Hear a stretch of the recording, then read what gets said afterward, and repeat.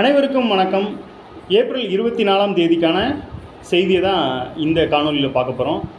தலைப்பு செய்தி என்ன கொடுத்துருக்காங்க அப்படின்னா, காஷ்மீர் பஹல்காம் தீவிரவாத தாக்குதல் குறித்து பிரதமர் தலைமையில் அவசர ஆலோசனை, அமைச்சரவை கூட்டத்தில் 5 முக்கிய முடிவுகள் கொடுத்துருக்காங்க. ஸோ என்னென்ன முக்கிய முடிவுகள் அப்படிங்கிறத ஒன் பை ஒன்னாக பார்த்துடலாம் வாங்க. எல்லை தாண்டிய தீவிரவாதத்துக்கு ஆதரவு அளிப்பதை பாகிஸ்தான் நிறுத்தும் வரை இந்தியா பாகிஸ்தான் இடையே கடந்த 1960ஆம் ஆண்டு செய்து கொண்ட சிந்து நதிநீர் ஒப்பந்தம் நிறுத்தி வைக்கப்படுகிறது. இந்த சிந்து நதிநீர் ஒப்பந்தங்கிறது 1960 நவம்பர் 27 அப்போதைய இந்திய பிரதமரான நேரு அவர்களுக்கும் அப்போதைய பாகிஸ்தான் பிரதமரான அயூப் கான் அவர்களுக்கும் இடையில் போடப்பட்டது இந்த ஒப்பந்தம். இதற்கு மத்தியஸ்தமாக இருந்தது யாருன்னு பார்த்தோன்னா உலக வங்கியோட நடுநிலைமையோட இந்த இரு நாட்டு பிரதமர்களும் ஒப்பந்தம் போட்டுக்கிட்டாங்க. ஸோ அதுதான் இப்போது தற்போது நிறுத்தி வைக்கப்பட்டிருக்கு. அந்த நதிநீர் ஒப்பந்தம் வந்து நிறுத்தி வைக்கப்பட்டிருக்கு. ரெண்டாவதாக என்ன சொல்லியிருக்காங்கன்னா, பஞ்சாப் மாநிலம் அட்டாரி கிராமத்தில் உள்ள ஒருங்கிணைந்த சோதனை சாவடி உடனடியாக மூடப்படுகிறது. முறையான அங்கீகாரத்துடன் இந்த எல்லை வழியாக சென்றவர்களும் வந்தவர்களும் இந்த எல்லை வழியாக மே 1ஆம் தேதிக்கு முன்பாக திரும்ப வேண்டும். சார்க் விசா விலக்கு திட்டத்தின் கீழ் பாகிஸ்தானியர்கள் இந்தியாவுக்கு வர அனுமதிக்கப்பட மாட்டார்கள். பாகிஸ்தானியர்களுக்கு இதற்கு முன் வழங்கப்பட்ட சிறப்பு விசாக்கள் ரத்து செய்யப்படுகிறது. சிறப்பு விசா மூலம் இந்தியாவில் தற்போது இருக்கும் பாகிஸ்தானியர்கள் 48 மணி நேரத்திற்குள் இந்தியாவை விட்டு வெளியேற வேண்டும் அப்படின்னு சொல்லியிருக்காங்க. நான்காவதாக பார்த்தீங்கன்னா, டெல்லியில் உள்ள பாகிஸ்தான் தூதரகத்தில் உள்ள பாதுகாப்பு படைகளைச் சேர்ந்த ஆலோசகர்கள் 1 வாரத்திற்குள் இந்தியாவை விட்டு வெளியேற வேண்டும். ஐந்தாவதாக, இஸ்லாமாபாத் இந்திய தூதரகத்தில் உள்ள முப்படை ஆலோசகர்களின் பதவிகள் ரத்து செய்யப்படுகிறது. இவ்வாறு அவர் தெரிவித்தார். ஸோ இதில் நமக்கு முக்கியமானது என்னன்னு பார்த்தோன்னா, இந்த சிந்து நதிநீர் பிரச்சனை. அது எப்போன்னா 1960 நவம்பர் 27 அப்படிங்கிறத ஞாபகம் வச்சுக்கோங்க.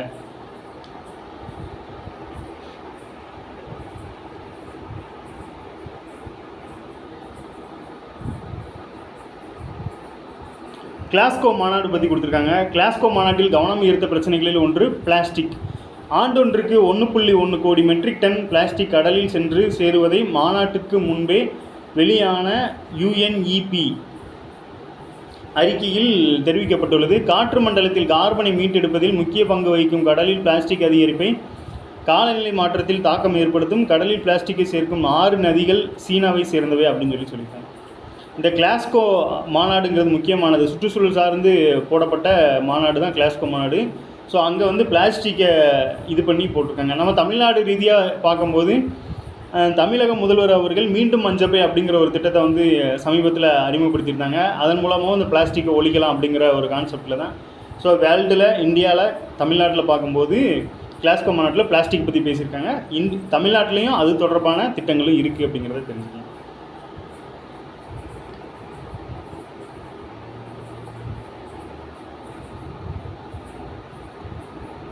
நான் முதல்வன் திட்டம். நான் முதல்வன் திட்டத்தில் ஊக்கத்தொகை பெற்ற 50 பேர் UPSC தேர்வில் தேர்ச்சி பெற்றனர். பேரவையில் துணை முதல்வர் பெருமிதம் அப்படிங்கிற மாதிரி கொடுத்துருக்காங்க. ஸோ இந்த உதவித்தொகை மட்டும் மெயினாக பார்த்துக்கோங்க. இந்த நான் முதல்வன் திட்டம் வந்து முதல்வர் அவர்களோட கனவு திட்டம்னு அடிக்கடி அவங்க ஸ்பீச்சில் வந்து பேசும்போது சொல்லுவாங்க. அந்த வகையில் இது வந்து எப்போ தொடங்கியிருக்கான்னு பாருங்கள். போட்டித் தேர்வுகள் பிரிவை கடந்த 2023 அறிமுகப்படுத்திருக்காங்க. அதாவது இந்த நான் முதல்வன் திட்டம் 2022 அறிமுகப்படுத்தப்பட்டது. இந்த போட்டித் தேர்வுக்கான பிரிவு வந்து 2023 தொடங்கப்பட்டது. இது வந்து 2024 இதுக்கான வந்து உதவித்தொகை கொடுக்க ஆரம்பித்தாங்க. சிவில் சர்வீஸ் தேர்வில் முதல்நிலை தயாராகும் 1000 மாணவர்களுக்கு, மொத்தம் எவ்வளோ மாணவர்கள் பார்த்தீங்கன்னா 1000 மாணவர்களுக்கு மதிப்பீட்டு தேர்வின் மூலம் 10 மாதங்களுக்கு தலா 7500 அந்த தொகையும், முதன்மை தேர்வுக்கு தயாராகும் மாணவர்களுக்கு தலா 25000 ஊக்கத்தொகையும் வழங்கப்படுகிறது. இதே அந்த மெயின்ஸ் கிளியர் பண்ணி இன்டர்வியூ போகிறவங்களுக்கு 50000 ஊக்கத்தொகையும் வழங்கப்படுகிறது. அதுவும் சைடில் கொடுத்துருக்காங்க. ஸோ இந்த வகையில் 50 மாணவர்கள் வந்து அதில் படித்து பாஸ் பண்ணியிருக்காங்க அப்படிங்கிற அந்த உதவித்தொகையை பெற்று அதன் மூலமாக பலனடைஞ்சிருக்காங்க அப்படிங்கிறது தான் துணை முதல்வர் அவர்கள் சட்டப்பேரவையில் பெருமிதத்தோடு சொல்லியிருக்காங்க அப்படிங்கிற செய்தி. இதில் நாம் வந்து எக்ஸாம் பாயிண்ட் ஆஃப் வியூவில் நான் முதல்வன் திட்டம் எப்போ தொடங்கப்பட்டது, இந்த போட்டித் தேர்வு பிரிவு எப்போ தொடங்கப்பட்டது, இதில் எவ்வளோ மாணவர்களுக்கு வந்து உதவித்தொகை வழங்குறாங்க, என்னென்ன கேட்டகரியில் வந்து அமௌண்ட் கொடுக்குறாங்க அப்படிங்கிற மாதிரி. ஸோ அது மாதிரி பார்த்து வச்சுக்கோங்க. ஸோ அது கேள்வியாக கூட வரதுக்கு அதிகபட்ச வாய்ப்புகள் இருக்கிறது. அடுத்தது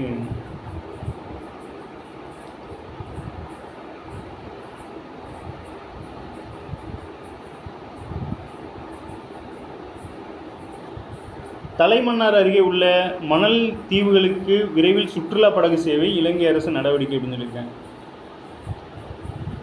இது எக்ஸாம் பாயிண்ட் ஆஃப் வியூவில் இல்லை.